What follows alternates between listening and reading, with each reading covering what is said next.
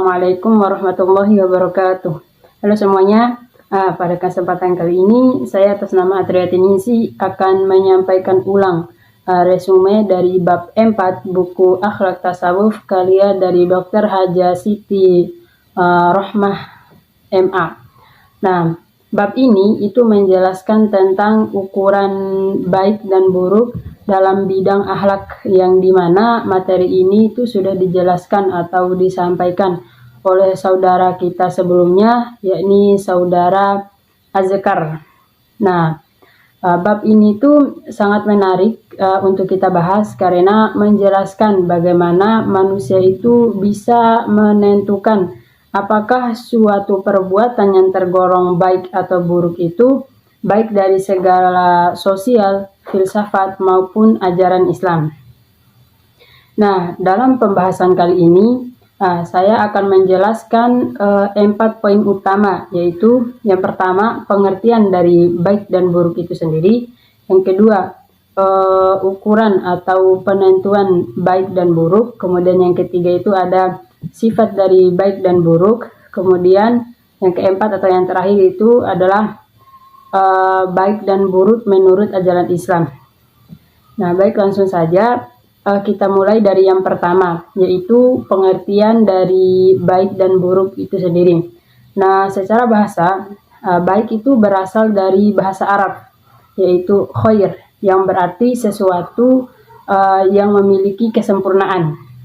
Nah, menurut Lois Ma'luf dalam kamus Al-Munjid, khair itu adalah segala sesuatu yang telah mencapai tingkat kesempurnaan.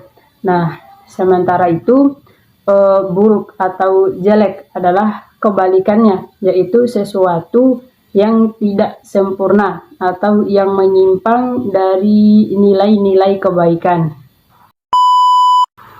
Nah, selanjutnya itu adalah poin kedua, yaitu ukuran atau penentuan baik dan buruk.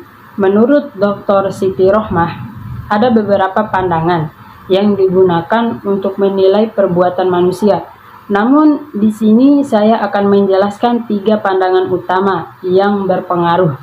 Yang pertama, itu menurut adat atau sosialisme moral.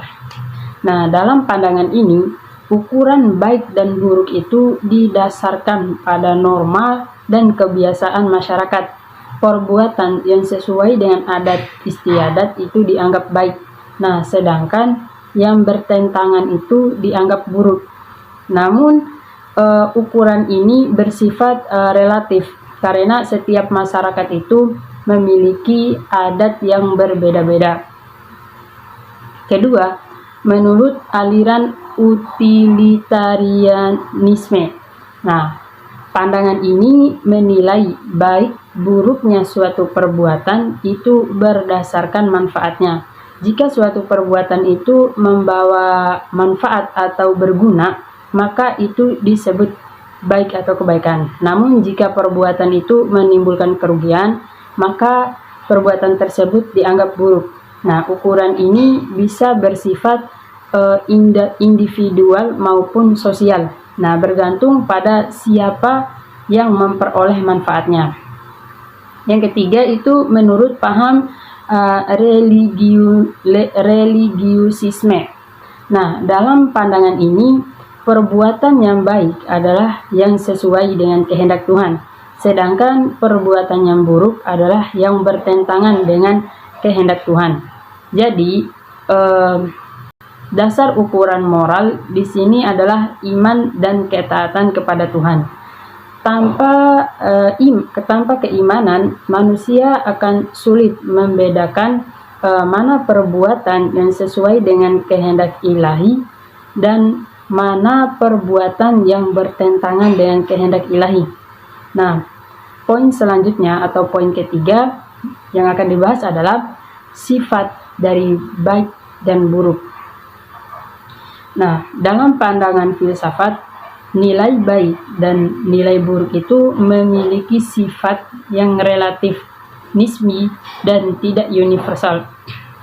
Artinya, suatu perbuatan itu bisa dianggap baik pada waktu atau tempat tertentu, tetapi mungkin dianggap buruk di tempat lain. Contohnya, dalam suatu budaya berpakaian. Dalam suatu budaya berpakaian tertentu, itu bisa dianggap sopan, tetapi di budaya lain itu bisa dianggap tidak pantas.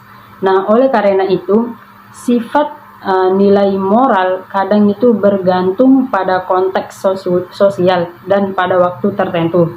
Namun, Islam tidak sepenuhnya menerima relativitas ini, karena kebenaran dalam Islam itu bersumber pada wahyu, bukan hanya pada pendapat manusia. Poin keempat, atau poin yang terakhir adalah baik dan buruk menurut ajaran Islam. Nah, dalam Islam, ukuran baik dan buruk itu tidak didasarkan pada adat atau manfaat semata, tapi harus berlandaskan Al-Quran dan hadis.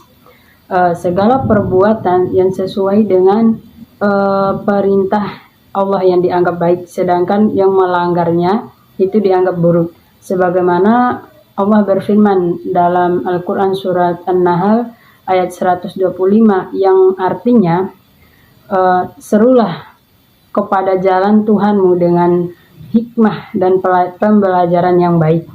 Nah, ayat ini tuh menunjukkan bahwa kebaikan dalam Islam itu memiliki dasar wahyu dan tujuan untuk mendekatkan diri kepada Allah. Nah, dengan demikian, Islam itu memberikan ukuran yang tetap dan universal untuk menilai moral manusia. Kebaikan tidak hanya diukur dari manfaat duniawi, tetapi juga dari nilai ibadah dan niat yang tulus.